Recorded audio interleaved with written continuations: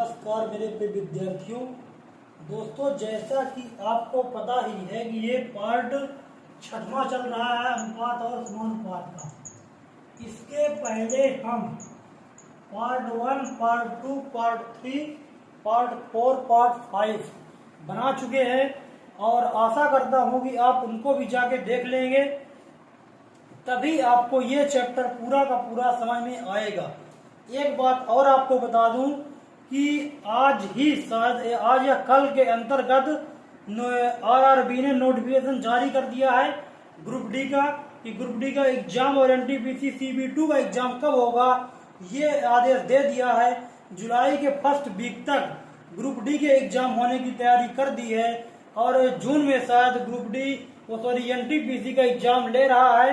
तो आपको बिल्कुल हमारे जुलाई तक कम से कम, क्योंकि ग्रुप डी का पूरा सिलेबस तो हम करवाएंगे ही, साथ में आपको जो भी आप बोलेंगे वो आपको प्रोवाइड करवाएंगे और हमारे साथ आपको तैयारी करना ही है। और तैयारी करके आपको तैयारी तभी आप कर पाएंगे जो आप चैनल को सब्सक्राइब कर लेंगे और बेल आइकन में ऑल को प्रेस कर लीजिए ताकि मेरी हर वीडियो आप तक पहुंच सके। दोस्तों, तो आप चैनल को सब्सक्राइब कर लीजिए और बने रहिए वीडियो के लास्ट तक, क्योंकि लास्ट में हम बहुत बढ़िया क्वेश्चन करवाते हैं। ये जो शुरुआत है, शुरुआत में कुछ ठीक ठाक क्वेश्चन रहते हैं, सिंपल से, फिर हम लेवल बढ़ाते जाते हैं तो लास्ट तक बहुत अच्छे क्वेश्चन। और ये जो भी क्वेश्चन आप देख रहे हैं, जो क्वेश्चन हम पढ़ा रहे हैं, इनको हल्के मत लीजिएगा, क्योंकि ये क्वेश्चन जो भी हैं किसी न किसी एग्जाम में आए हुए हैं। वहां से हम छांट के एक क्वेश्चन लेते हैं, जैसे ग्रुप डी हो गया, एनटीपीसी हो गया, MP पुलिस हो गया, SSC हो गया, बैंक हो गया, रेलवे, किसी भी एग्जाम से हम वो क्वेश्चन उठा लेते हैं, क्योंकि क्वेश्चन तो लगभग सेम मिक्स कर देता है। तो अनुपात और समानुपात का जो चैप्टर है वो कहीं ना कहीं से हर चैप्टर से मैं उठा के क्वेश्चन लेता हूं। तो आपको वीडियो को एकदम लास्ट तक देखना है और हमारे साथ हमेशा के लिए बने रहने के लिए चैनल को सब्सक्राइब कर लीजिए। दोस्तों, आपको ये ग्रुप डी की डेट अब दे चुका है, तो लगभग जुलाई के फर्स्ट वीक में आपका एग्जाम होगा ही होगा। तो आपको हमारे साथ तैयारी बिल्कुल पूरी तरीके से करना है। और ये पार्ट छठवां का फर्स्ट क्वेश्चन है। तो अगर आपको ये लगता हो कि मैं पार्ट वाइज ज्यादा बढ़ाता जा रहा हूं तो मैं कम भी कर दूंगा, कोई दिक्कत नहीं है। लेकिन आपका सिलेबस हर एक प्रकार के क्वेश्चन तभी हो पाएगा जब आप पूरा चैप्टर देखेंगे, पार्ट 1, पार्ट 2, जितने भी पार्ट हम बनाएंगे। तो ये आपको देखना पड़ेगा दोस्तों, तभी आपका हो पाएगा, अदरवाइज नहीं हो पाएगा। वैसे तो फिर हर कोई यूट्यूब में पढ़ा देता है, 1-2 क्लास लिया और क्लास को छोड़ दिया, क्या मतलब निकलता है। हर एक टाइप आपका हो नहीं पाता है। मैं सोचता हूँ हर एक टाइप कम से कम आपका 2-2 क्वेश्चन हो और आपको अच्छी तरीके से समझ में आए। और जो क्वेश्चन समझ में ना आए उसके लिए हमको कमेंट करना है, तो कमेंट में हम अगले पार्ट में उसको दोबारा रिपीट कर देंगे दोस्तों। इसलिए आपको एक क्वेश्चन बहुत अच्छी तरीके से समझना है और बहुत हम बारीकी से समझाएंगे, एकदम शून्य लेवल से हाई लेवल तक क्वेश्चन रहेंगे दोस्तों, एकदम मेंस लेवल तक। तो चलिए शुरुआत करते हैं इस क्वेश्चन की। ठीक है दोस्तों, देख लीजिए ये क्वेश्चन क्या बोल रहा है। 3 संख्याएं ABC के संबंध इस प्रकार है कि A B का 1/3, B C का 2/5 और A + B + C बराबर दिया है आपका 46। तो A और B के बीच अंतर क्या है। ये क्वेश्चन ग्रुप डी का आया हुआ क्वेश्चन है। ठीक है दोस्तों, तो क्वेश्चन हम छांट के यहाँ भी लिखते नहीं हैं कि किस सन में आया है, किस एग्जाम में आया है, लेकिन ये क्वेश्चन कहीं ना कहीं आया हुआ है। और ये वाला तो खासकर ग्रुप डी में आया क्वेश्चन, मेरे को याद है ये ग्रुप डी का आया हुआ क्वेश्चन है। तो इनको अच्छे से आप एक करके देखते जाइए। ग्रुप डी की संपूर्ण मैं इसमें करवाऊंगा, अदरवाइज आपको ये बोलना हो मतलब कि कौन सा चैप्टर आपको पढ़ना है, वो चैप्टर के लिए कमेंट भी कर सकते हैं। ठीक है दोस्तों, चलिए इसकी शुरुआत हम कर देते हैं। पहले ABC के संबंध इस प्रकार है कि AB का 1/3, BC का 2/5 और A + B + C बराबर 46 दिया है। तो A और B के बीच आपका अंतर क्या होगा ये आपको बताना है। ठीक है दोस्तों, यहाँ पर तो भूल गया हूँ, A और B के बीच अंतर क्या होगा ये आपको बताना है। सॉरी, यहाँ पर A और C के बीच अंतर है। ये क्वेश्चन है A और C के बीच अंतर क्या है ये आपको बताना है, इसको आप ध्यान दीजिएगा। पहले हम AB का संबंध निकालते हैं। ये बोल रहा है A B का मतलब होता है गुणा, तो 1/3 है। ठीक है दोस्तों, अब क्या बोल रहा है आगे, बी सी का मतलब गुणा 2/5 है। इससे हमको क्या प्राप्त होता है, हम b को इस साइड उठा के लाएंगे तो क्या हो जाएगा, a/b बराबर हो जाएगा 1/3। और मैं पहले भी बता चुका हूं आपको कि जो a/b वो अनुपात होता है, इन अनुपात को हम बटे के रूप में लिख देते हैं, तो a/b बराबर 1:3 हो जाएगा। और इसी तरह इसको कर देंगे, ये क्या हो जाएगा, b/c। इस c को इस साइड उठा के लाएंगे तो गुणा में आएगा, तो बटे में आएगा इस साइड, इधर बचा 2/5। ठीक है दोस्तों, अब हमारे पास मिल गया a/b बराबर 1/3 और b/c बराबर 2/5। तो यहाँ पर इसको हम मर्ज कर देते हैं, तो यहाँ पर क्या हो जाएगा, हमको चाहिए a/b/c का मान। ठीक है दोस्तों, a/b का मान दिया हुआ 1/3 और b/c का मान दिया है 2/5। तो इसको तो हम मर्ज करना बता चुके हैं आपको। इसको कैसे करते हैं दोस्तों, तो इसका गुणा इससे कर देंगे, इसका गुणा इससे कर देंगे, इसका गुणा इससे कर देंगे। ठीक है, अदरवाइज इसको आप यहाँ भी लिख सकते हैं, 2 को यहाँ भी लिख लीजिए, 3 को यहाँ पर लिख लीजिए, डायरेक्ट गुणा हो जाएगा, कोई दिक्कत नहीं है। तो 2 1 कम 2 हो जाएगा और 3 दूनी 6 हो जाएगा और 5 3 15। अब ये देख लीजिए कहीं कटता है क्या, नहीं कटता, क्योंकि यहाँ पे 2 है, 2 से कोई ये वाली संख्या नहीं कटती है, इसलिए इसको हम ऐसे ही रहने देंगे। a/b/c का मान आ चुका है आपका 2/6/15। ठीक है दोस्तों, अब देखिए क्या बोल रहा है क्वेश्चन आगे, a+b+c बराबर 46 दिया, ये संख्या में दिया है, ये हमारी यूनिट है। तो अगर इन तीनों का मान कर दिया जाए तो 15 6 21 21 2 23 हो जाएगा। इन सबको जोड़ें। ठीक है दोस्तों, अगर अनुपात को जोड़ें तो कुल मिला के तीनों का योग आता है 23 और संख्या में दिया तीनों का योग 46। तो अगर कहा जाए तो 23 बराबर दिया हुआ है आपका 46, तो एक बराबर कितना हो जाएगा, 46/23 हो जाएगा। तो 23 दूना 46, यानी एक अनुपात का मान क्या आ गया, 2 आ गया। अब क्या पूछ रहा है, ए और सी के बीच अंतर पूछ रहा है कि ए और सी के बीच अंतर क्या होगा। यहाँ पे ए है, यहाँ पे सी है, तो आप देख सकते हैं इन दोनों के बीच अंतर कितना होगा दोस्तों, तो 15 और 2 के बीच अंतर कितना होगा, अंतर में से होता घटाना, तो 15 में 2 का 13, तो 13 बराबर कितना हो जाएगा, यही हमसे पूछा था। जब 1 बराबर 2 है तो 13 बराबर हो जाएगा 13 गुणे 2, और आपका फाइनल आंसर निकल कर आ गया दोस्तों 26, 13 दूनी 26। तो ये आपका हो जाएगा फाइनल आंसर। आपका कितना आंसर आ चुका है, 26। 13 बराबर 13 दूनी 26 हो गया, क्योंकि 1 बराबर 2 था, 13 बराबर 26 आ चुका है। ठीक है दोस्तों, आशा करता हूं कि आपको ये क्वेश्चन समझ में आ गया होगा। इसको मैं एक बार थोड़ी और समझा दे रहा हूँ। क्वेश्चन क्या बोल रहा है आपका कि ए बी का 1/3 है, तो ए बी का 1/3 है, दोनों बराबर हैं, तो b गुणे, b का मतलब होता है गुणा, तो b गुणे 1/3। अब b को हम लाएंगे इस साइड, तो a/b बराबर हो जाएगा 1/3। इसी तरीके से b बराबर c का 2/5 है, क्वेश्चन खुद बोल रहा है। तो b इसको इस साइड लाएंगे तो b/c बराबर हो जाएगा 2/5। अब हमें ये बटा का मान मिल गया, मतलब अनुपात का मान मिल गया। ठीक है दोस्तों, a/b बराबर 1/3 और b/c बराबर 2/5। तो यहाँ हम इसको रख के मर्ज कर लेते हैं, यानी ए बी सी और इसका कॉमन मान निकाल लेते हैं जो एक रूप में होता है। 2 6 15 ए बी सी का मान आ गया। अब बोल रहा है कि a + b + c बराबर 46 दिया हुआ है।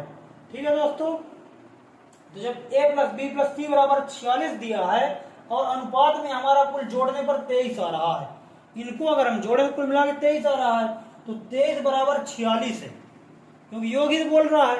तो 23 बराबर 46 है, तो 23 को उस साइड भेजेंगे तो बटा में जाएगा, तो 1 बराबर कितना आ गया, 2 आ गया, 23 दूनी 46, 2 आ गया। तो अब हमको 13 का मान चाहिए, क्यों, क्योंकि पूछ रहा है ए और सी के बीच अंतर क्या है, तो हमको अंतर निकालना है। तो इनको घटाएंगे तो कुल मिला के 13 आ रहा है, यानी हमको मान 13 का चाहिए, 13 अनुपात का मान चाहिए। जब 1 का मान 2 है, 13 का मान हो जाएगा 13 दूनी 26। आशा करता हूँ ये क्वेश्चन आपको बहुत अच्छे तरीके से समझ में आया होगा। चलिए हम बढ़ते हैं अगले क्वेश्चन की तरफ, और वीडियो आपको एकदम पूरा का पूरा देखना है, तभी आपको समझ में आएगा। अगर आपको गंभीरता से तैयारी करना है तो वीडियो को एकदम पूरा का पूरा देखें और हर एक पार्ट देखें। मैं डिस्क्रिप्शन में हर एक पार्ट का लिंक दे देता हूँ, पार्ट 1 से लेकर पार्ट जितने भी पार्ट हो चुके होते हैं उनका मैं डिस्क्रिप्शन में दे देता हूँ लिंक, तो वहाँ से आप डायरेक्ट क्लिक कर सकते हैं, या फिर हमारी प्रोफाइल खोलकर वहाँ पे आप वीडियो प्ले लिस्ट में जाके आप देख सकते हैं। हर वीडियो हर चैप्टर पढ़ाया हुआ है, तो आपको शुरू से लेकर लास्ट तक देखना, जितने भी पार्टों में बताऊं। ठीक है दोस्तों, तो चलिए हम दूसरा क्वेश्चन आपको बता देते हैं। ये आपका दूसरा क्वेश्चन है दोस्तों, तो आप इसको देख सकते हैं। मैं पढ़ के सुना देता हूँ ये क्वेश्चन क्या है। ये क्वेश्चन है, ए और बी की आय का अनुपात 5:3 है और उनका खर्च 9:5 है। यदि ए की आय बी के खर्च का दोगुना है तो ए और बी के बीच बचत का क्या अनुपात है। ऐसे क्वेश्चन आपको एग्जाम में बहुत देखने को मिल जाएंगे, और साथ ऐसे क्वेश्चन सबसे ज्यादा अनुपात से अनुपात में पूछा जाता है। तो इसको आप बिल्कुल अच्छे से देख लीजिए। क्या क्वेश्चन है, ए और बी की आय का अनुपात 5:3 है और उनका खर्च 9:5 है। यदि ए की आय बी के खर्च का दोगुना है तो ए और बी के बीच बचत का अनुपात क्या होगा, ये आपको बताना है। ठीक है दोस्तों, तो चलिए इसकी शुरुआत हम कर देते हैं। क्वेश्चन आपको अच्छे से दिख रहा होगा, वीडियो रोक करके क्वेश्चन आप लिख सकते हैं, अदरवाइज आप वीडियो रोक करके एक बार लगाने की ट्राई भी कर सकते हैं। ठीक है, तो इसको अच्छे से एक बार आप देख लीजिए। क्या बोल रहा है, ए और बी की आय का अनुपात, तो ए अनुपात है बी, कितना आय का अनुपात है 5:3, ये हो गया आय, ये हो गया आय, और उनका खर्च कितना है 9:5 है। कितना उनका खर्च 9:5 है। तो क्या बोल रहा है क्वेश्चन आगे, यदि ए की आय बी के खर्च का दोगुना है, तो ए की आय को पता कितना है 5 है और बी का खर्च कितना है 5 है। इसको अगर हम दोगुना करेंगे दोस्तों, स्वाभाविक सी बात है, इसमें हमको 1 का गुणा करना पड़ेगा, इसमें 2 का गुणा करना पड़ेगा, क्योंकि इसका दोगुना कर रहे हैं हम, क्वेश्चन जो बोल रहा है। तो हम यहाँ पे क्या करते हैं, अगर 5 का गुणा यहाँ पे 2 का गुणा कर रहे हैं, तो 2 का गुणा हर अनुपात में होगा, इसके साथ भी होगा, इसके साथ भी होगा। ठीक है, तो यहाँ पर कर दीजिए 1 का गुणा और यहाँ पर कर दीजिए 2 का गुणा, क्योंकि अब इसको आय को दुगुना कर रहे हैं खर्च का, क्वेश्चन बोल रहा है। तो इसको क्या कर रहे हैं हम, इसको दुगुना कर रहे हैं, तो कितना अनुपात बन जाएगा ये, तो 5 दूनी 10 हो जाएगा अनुपात, और 3 दूनी 6 हो जाएगा, और ये तो उतना ही रहेगा क्योंकि 1 का गुणा हो रहा है, तो 9:5। अब यहाँ पर देखिए आपकी बचत कैसे निकलती है। आय में से खर्च को घटाएंगे तभी तो बचत निकलेगी। ये तो हमारा आय है और ये हमारा क्या है, ये बचत है। ये क्या है, बचत, ये आय हो गई, ये बचत हो गई। तो ये नया अनुपात हम बनाए हैं जो क्वेश्चन के अकॉर्डिंग। तो क्या बोलेगा, 10:6 है ए और बी का अनुपात आय का, और बचत का कितना है 9:5 है। तो अगर हम आय में से बचत को घटा दें तो हमारा खर्च का अनुपात निकल आएगा, और सॉरी ये खर्च है, ये खर्च है, और हमसे पूछा है बचत का अनुपात। तो एक ही बात है, अगर आप खर्च का पूछे तब भी वही करना है, और आय का पूछे सॉरी बचत का पूछे तब भी वही करना है। तो आय में से अगर हम खर्च घटा दें तो बचत निकल आएगी, और अगर आपको बचत दिया है तो आय में से बचत घटा दें तो खर्च निकल के आ जाएगा। बात तो एक ही है, आय में से 2 ही चीज होता है, तो खर्च होता है या बचत होती है। ठीक है, खर्च प्लस बचत बराबर ही आय होता है। तो अगर हम आय में से खर्च को घटा दें तो बचत का अनुपात निकल आएगा, और अनुपात ही हमसे पूछा है, तो 10 में 9 होगा 1 हो जाएगा। इसको हम घटाएंगे डायरेक्ट, 10 में 9 होगा 1 और 6 में 5 गए 1, यानी बचत का अनुपात क्या निकाल के आ गया इनका, 1:1। यही आपके क्वेश्चन का फाइनल आंसर है। ठीक है दोस्तों, आशा करता हूं कि आपको समझ में आ गया होगा। एक बार मैं और रिपीट कर देता हूं, ए अनुपात बी का आय का अनुपात कितना 5:3 दिया हुआ है, और खर्च का अनुपात दिया है 9:5। ये आपसे क्वेश्चन बोल रहा है। ठीक है, अब क्या बोल रहा है, क्वेश्चन के अकॉर्डिंग बोल रहा है, यदि ए की आय बी के खर्च का दोगुना है, ए की आय 5 है, बी का खर्च 5 है, तो इसको हमको दोगुना करने के लिए 2 का गुणा करना पड़ेगा। तो 2 का गुणा जब यहाँ करेंगे तो पूरे अनुपात में करना पड़ेगा, क्योंकि इसमें तो खाली हो नहीं सकता। तो 5 दूनी 10 हो गया और 3 दूनी 6 हो गया। ये हमारा ए और बी का आय का नया अनुपात बन गया। ठीक है, अब हमको खर्च का अनुपात में 1 का ही गुणा करना पड़ेगा, क्योंकि इसको हम तो गुणा कर रहे हैं, इसको थोड़ी कर रहे हैं। ठीक है, तो 9:10:6:9:5, इनको घटा देंगे, क्योंकि आय में से खर्च घटाएंगे तभी बचत निकल के आएगी। और दोस्तों ये पूरा का पूरा देखिए, इसको घटा दिए तो 1:1 निकल के आ गया, यानी आपका बचत का अनुपात निकल के आ गया। ठीक है दोस्तों, तो आशा करता हूँ कि आपको ये पूरा का पूरा समझ में आ गया होगा। तो चलिए दूसरा क्वेश्चन देख लेते हैं। ये आपका अगला क्वेश्चन है दोस्तों, इसको देख लीजिए, तीसरा नंबर है आपका। तो इसको मैं पढ़ के सुना देता हूँ, आपको दिख रहा होगा बराबर। ए और बी की अंतिम वर्ष की पर्सनल आय का अनुपात 12:25 है। ए और बी की पर्सनल अंतिम वर्ष का अनुपात क्रमशः अंतिम और वर्तमान वर्ष का अनुपात कितना है? 4:7 और 5:2 है। ए और बी की पर्सनल अंतिम वर्ष का अनुपात क्रमशः पर्सनल आय का अंतिम वर्ष का अनुपात और वर्तमान वर्ष का अनुपात, यहाँ पे लिख लीजिएगा वर्तमान वर्ष का अनुपात अंतिम वर्ष का अंतिम वर्ष और वर्तमान वर्ष का अनुपात क्रमशः 4:7 और 5, यानी ये अंतिम का है, ये वर्तमान का है। ठीक है, तो अंतिम वर्ष का अनुपात क्रमशः 4:7 और 5:2 है। यहाँ पे थोड़ा ध्यान दीजिएगा, अंतिम वर्ष और वर्तमान वर्ष का अनुपात यहाँ पे लिखा है, ये थोड़ा ध्यान दीजिए यहाँ पे। और क्रमशः 4:7 और 5:2 है।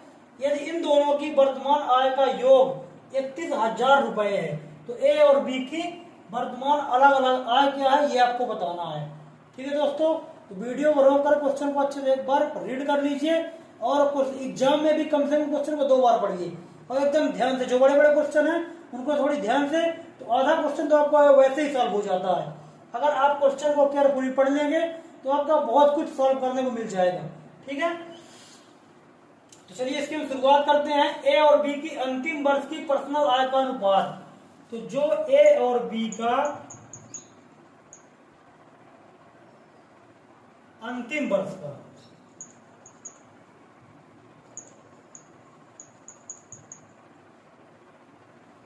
ये आय है, कितना है? 12:25 दिया हुआ है। यहां तक आपको समझ में आ रहा है दोस्तों? ये अंतिम वर्ष का दिया है। ए अनुपात बी का मान 12:25 है। ठीक है, अब क्या बोल रहा है? यदि ए और बी की पर्सनल अंतिम वर्ष का और वर्तमान अनुपात 4:7 है। ठीक है दोस्तों, ए और बी का क्या करेंगे? अब दोनों का हम अलग लिखते हैं, अंतिम अनुपात वर्तमान। यदि यहाँ पे दिया हुआ अंतिम वर्ष और वर्तमान का अनुपात 4:7 ए और बी का, तो यहाँ पे हम क्या करते हैं? ए अनुपात बी।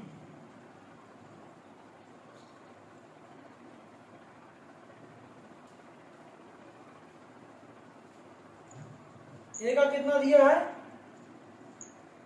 ए का दिया हुआ है 4:7, ये अंतिम का है और ये वर्तमान का है।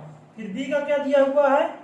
बी का दिया हुआ है आपका 5:2, ये आपका दिया है। यहां तक आपको आशा करता हूं कि समझ में आ गया होगा दोस्तों। ठीक है, अंतिम और वर्तमान का अनुपात दिया है, ए का 4:7 और बी का 5:2, ये आपको दिया हुआ है। तो अब देखिए, हमको निकालना है वर्तमान, लेकिन अंतिम का यहाँ पे दिया है, अंतिम वर्ष की आय का अनुपात और अंतिम वर्ष का यहाँ पे अनुपात दिया है। तो यदि ए का हम मान लें कि अंतिम वर्ष का कितना हो जाएगा?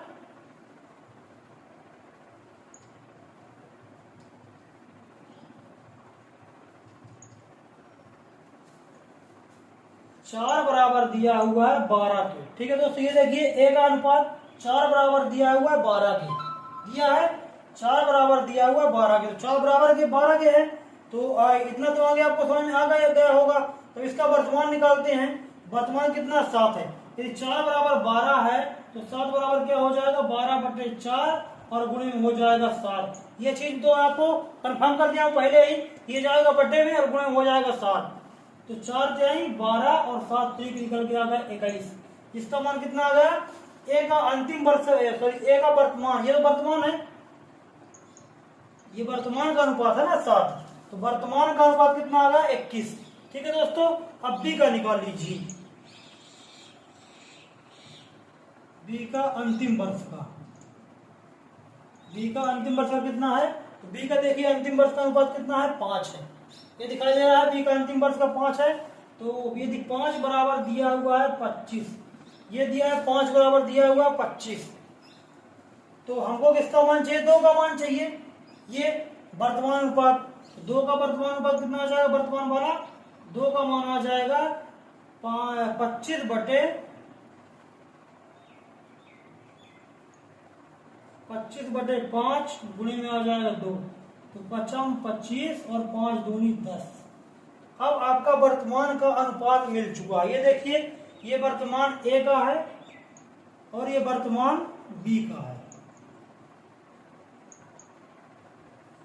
ये वर्तमान ए का है, ये वर्तमान बी का है। तो वर्तमान का कितना है 21। हमें यहाँ पे लिख देते हैं वर्तमान का।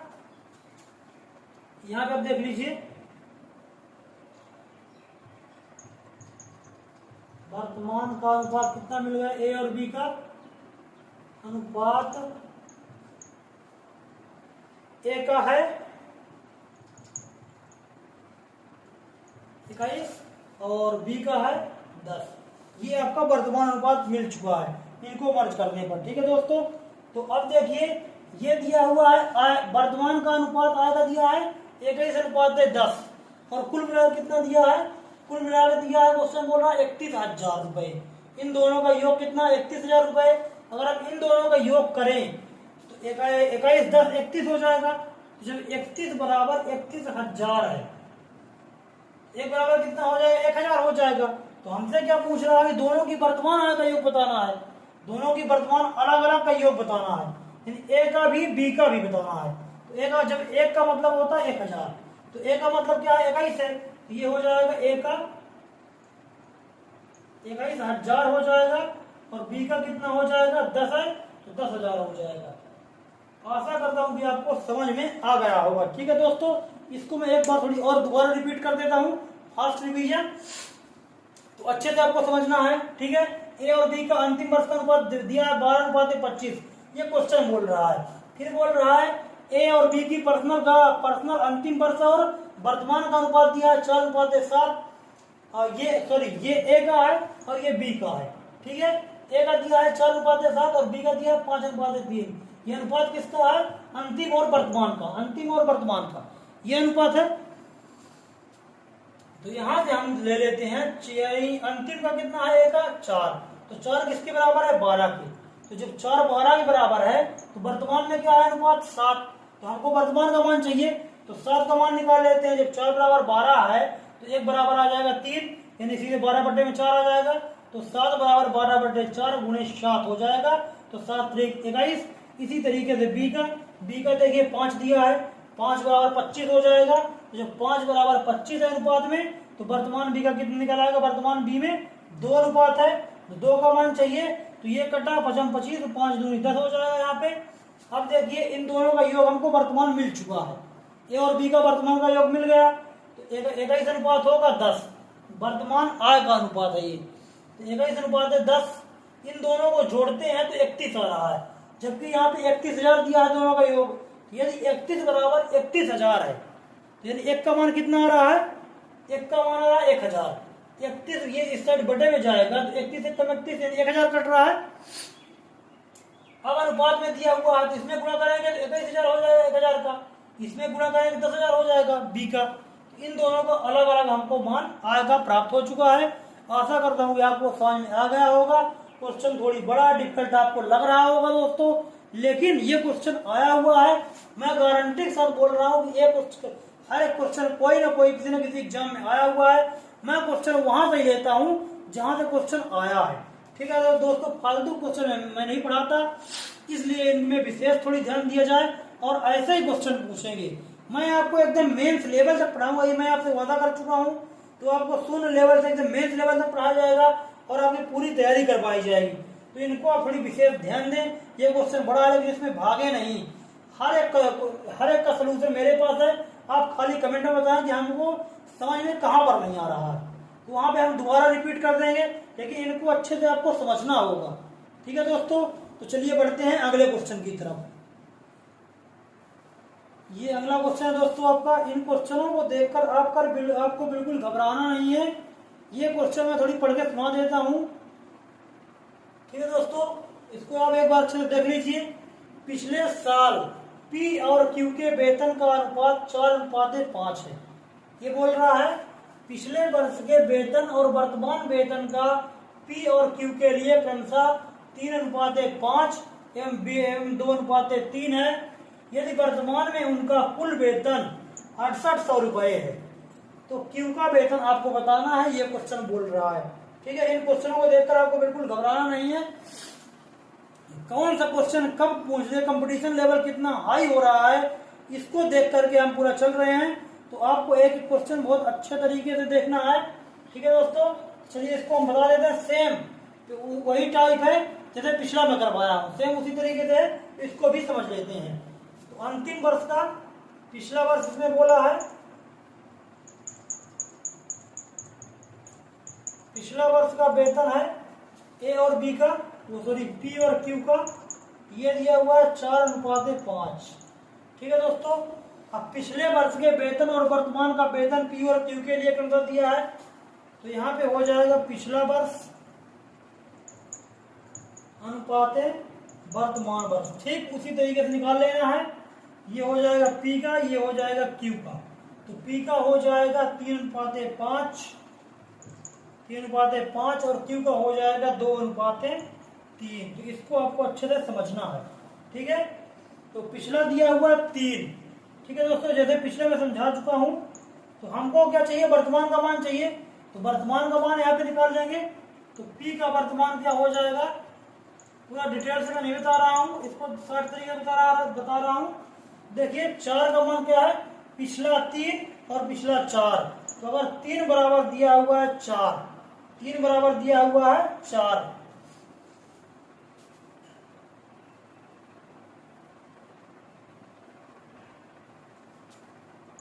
बराबर दिया हुआ है 4, तो यहाँ पे देखिए हमको वर्तमान चाहिए। वर्तमान का अनुपात क्या है, 5 है।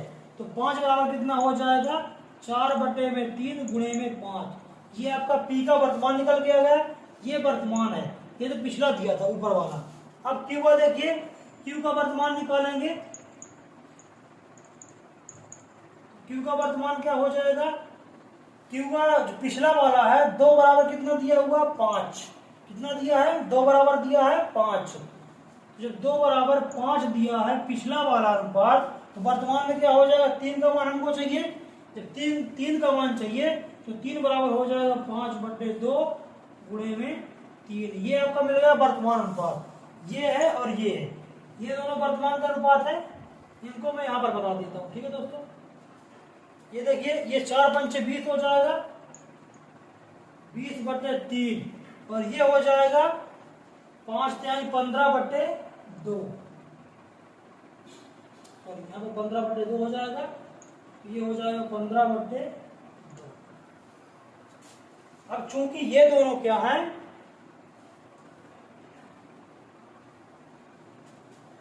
पी का मान क्या है 20/3 वर्तमान का, और क्यू का मान क्या है वर्तमान का 15/2। अब इनको हमको निकालना है पी और क्यू का वर्तमान। अब चूंकि ये संख्याएं बटे में है, तो इसको हम हमेशा करते थे जैसे A/B बराबर B/C बराबर C/D दिया हुआ था पिछले क्वेश्चन में, यानी पार्ट नंबर 4 में। तो उसी तरीके से इसको हम करेंगे, संख्या को सेम पलटा देंगे। तो हमको ये P का मान दिया है और ये Q का मान दिया है। तो P और Q का मान हमको अगर चाहिए तो इन दोनों का कर देंगे गुणा। ये अभी बटे में है, तो 20 × 3 2/15 हो जाएगा। ये संख्या पलट जाएगी, तो ये हो जाएगा 5×3 = 15 और 5×4 = 20। तो 4 दूनी 8 और 3 × 9। ये P और Q का मान निकल के आ गया। ठीक है दोस्तों, यहाँ पर ये P और Q के मान निकल के आ गया वर्तमान वाला 8:9। अब क्या करना है आपको, अब बोल रहा है कि उनका कुल वर्तमान योग 6800 रुपए है। कितना बोल रहा है, 6800 रुपए है। तो ये तो दोनों अनुपात में ही है, तो इन दोनों को जोड़ें तो 8 9 17, 17 बराबर है 6800 रुपए। 17 बराबर है 6800 रुपए। तो एक बराबर हो जाएगा 4000, कट जाएगा 17 चौको 68। ठीक है दोस्तों, एक बराबर कितना आ गया, 4000 आ गया। अब बोल रहा है क्यू का वर्तमान वेतन क्या होगा, तो क्यू का क्या है 9 है। क्यू का अनुपात क्या है 9 है। तो 9 बराबर कितना हो जाएगा, 9 चौको 36,000 रुपए। आशा करता हूं कि आपको ये भी क्वेश्चन समझ में आ गया होगा। ये सेम टाइप था, इसलिए इसको दोबारा आप नहीं बताएंगे। ये पूरा का पूरा क्वेश्चन आपसे बन जाएगा, और ये सेम उसी लेवल पे था जैसे पिछला क्वेश्चन था, हल्का थोड़ी सरल है। ठीक है दोस्तों, तो चलिए इसको हम देरी ना करते हुए अगला क्वेश्चन आपको बता देते हैं। ये क्वेश्चन देखिए दोस्तों, ये क्वेश्चन अगला क्वेश्चन है, पार्ट नंबर 5वां नंबर है। तो ये क्वेश्चन शायद आपको दिख रहा होगा, अच्छे से आप क्वालिटी थोड़ा बढ़ा लीजिए। ये क्वेश्चन देख लीजिए आप। एक छात्र द्वारा 3 विषयों में प्राप्त अंकों का अनुपात 1:2:3 है। अगर दिख नहीं रहा तो पूरा पूरा क्वेश्चन बोल के सुनाता हूँ, तो इसको आप अच्छे से थोड़ी देख लीजिए।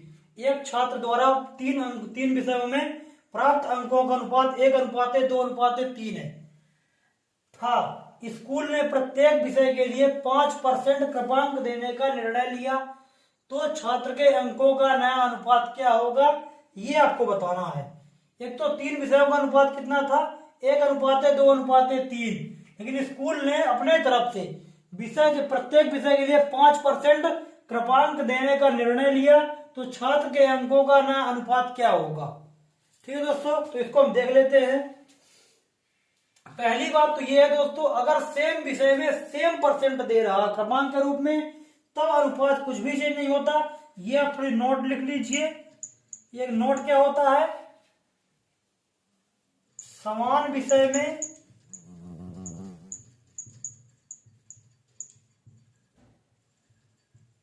समान क्रमांक बढ़ाने पर, क्रमांक या परसेंट कुछ भी आप समझ लीजिए, समान क्रमांक बढ़ाने पर अनुपात नहीं बदलता है। अनुपात नहीं बदलता, क्यों नहीं बदलता ये आपको हम समझाते हैं। ठीक है दोस्तों, समान विषय में समान क्रमांक बढ़ाने पर अनुपात नहीं बदलता। क्यों नहीं बदलता ये आप देख लीजिए। समान विषय कोई भी छात्र है, उसका अनुपात क्या है, 1:2:3 है। ठीक है दोस्तों, इसमें क्या किया है वो, मतलब प्रत्येक विषय, एक विषय का आंसर है, ये 2 विषय का है, ये तीसरे विषय का है, ये अनुपात दिया हुआ है। 5% बढ़ा रहा है, कुल आपको पता ही होगा कि अनुपात कितना हो, वो सॉरी परसेंट कितना होगा, कुल मिलाकर 100 हम मान के चलते हैं। तो अगर 5 बढ़ाया तो कुल मिलाकर कितना बढ़ा दिया, 105 बढ़ाया, तो 105% ये बढ़ा दिया। ये परसेंट दिख रहा है, इसको थोड़ा बड़ा कर देता हूँ, बड़ा लिख देता हूँ। ये हुआ 1:2:3। अगर यहाँ पे बढ़ाएगा तो ये आएगा 105%, क्योंकि 5% बढ़ा रहा मतलब 105% बढ़ा रहा, उसको 105% कर दिया। इसमें बढ़ाया तो इसमें भी 105% कर दिया, इसमें बढ़ाया तो इसमें भी 105% कर दिया। सेम बढ़ाया, इसका क्रमांक 105 किया, इसका भी उत्तर 105 किया, इसका भी 105 किया। तो 105%, 105%, 105% तीनों अनुपात के रूप में है, इसलिए कट जाएंगे। तो अनुपात आपका क्या बचा, 1:2:3 बचा। यही आपका फाइनल आंसर होगा। ठीक है दोस्तों, क्वेश्चन देखिए कितना बड़ा है और इसका आंसर सोल्यूशन कितना छोटा है। बस यहां से आपको ध्यान देना है कि अगर समान विषय में समान क्रमांक बढ़ा रहा है या समान कोई नंबर बढ़ा रहा है, तो अनुपात क्या होगा, अनुपात सेम होगा। ठीक है दोस्तों, अनुपात में कोई भी चेंज नहीं होगा। तो इसमें 1:2:3 आपका फाइनल आंसर होगा। क्वेश्चन देखिए कितना बड़ा लग रहा था, लेकिन सोल्यूशन उसका बहुत छोटा है। तो इसलिए क्वेश्चन को देखकर घबराए नहीं, बिल्कुल सरल से सरल क्वेश्चन है। और ऐसे क्वेश्चन आते हैं, इनको देने के लिए आपको सेम अनुपात देगा ऑप्शन में, और आपको भ्रमित करने का वो कोशिश करेगा। ठीक है दोस्तों, तो ये आपका आंसर आ गया 1:2:3। चलिए देख लेते हैं इसी टाइप का एक अगला क्वेश्चन, उसमें अलग अलग अनुपात बढ़ाएगा। ये क्वेश्चन देखिए सेम टाइप था, उसी तरीके से, बस इसमें थोड़ा मान चेंज किया है। उसमें समान बढ़ा रहा था, समान संख्या, इसमें 5, 10, 15 अलग अलग वेतन में अलग अलग परसेंट में बढ़ा रहा है। तो इसका नया अनुपात क्या होगा ये आपको बताना है। ये भी एकदम सरल तरीके से है दोस्तों, और ये क्वेश्चन बहुत ज्यादा आते हुए हैं, तो इनको आप थोड़ी ध्यान दीजिए। अगर कर्मचारियों की 3 श्रेणियों के वेतन 1:2:3 में दे रखा है, तो आपको बोल रहा है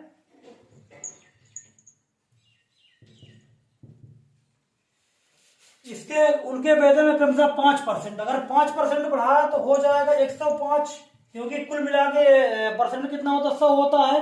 ये 105% हो गया, बढ़कर कितना होगा 105%, ये बढ़कर कितना होगा 10% और ये बढ़कर हो गया 115%। ठीक है दोस्तों, ये इसका नया अनुपात हो गया। अब देखिए क्या किसी से कट रहा है, अगर किसी से कट रहा है तो इसको हम काट देते हैं। तो 5 से कटेगा, 5 दूनी 10, 5 कम 5, 5 दूनी 10, 5 दूनी 10, 5 दूनी 10 और 5 तिहाई 15। इनका आप कर देते हैं गुणा, तो 21 से कम 21 आ जाएगा और 22 दूना 44 हो जाएगा और 23 से 69 हो जाएगा। ठीक है दोस्तों, ये ए, बी और सी का नया अनुपात निकल के आ गया। एकदम सरल तरीके का क्वेश्चन था और ये आने वाला क्वेश्चन, इसको एकदम हल्के मत लीजिए। इसमें क्या करे हैं, 5% बढ़ाया तो 105% हो गया, 10% बढ़ाया तो 110% हो गया, 15% बढ़ाया तो 115% हो गया। इसको 5 से काट दिए, क्योंकि अगर सेम संख्या से कटता है तो उसको आसानी से हम काट सकते हैं, लेकिन हाँ प्रत्येक संख्या कटना चाहिए तभी। तो 5 से प्रत्येक संख्या कट रही है, 21 पंचे 105, 22 पंचे 110 और 23 पंचे 115, ये आ गया। और कुल मिला के आपका अनुपात आ गया 21 अनुपात 44 अनुपात 69।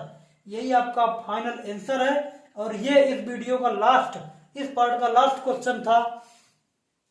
मिलेंगे हम अगले वीडियो में, और उसके पहले मैं आपको बताऊंगा कि अगर आप चैनल में नए हैं तो चैनल को बिल्कुल सब्सक्राइब कर लीजिए और हमारे साथ ग्रुप डी की तैयारी में लग जाइए दोस्तों।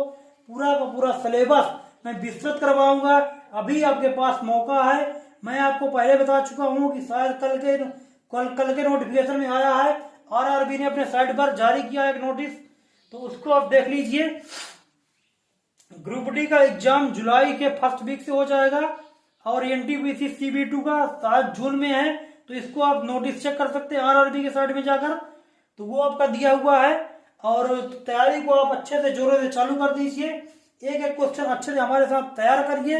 हर टाइप वाला करता हूँ, कोई भी टाइप आपसे छूटेगा नहीं, कोई भी क्वेश्चन आप इस वीडियो के बाहर से बिल्कुल भी नहीं जाएगा। ठीक है दोस्तों, तो आपको बने रहना हमारे साथ।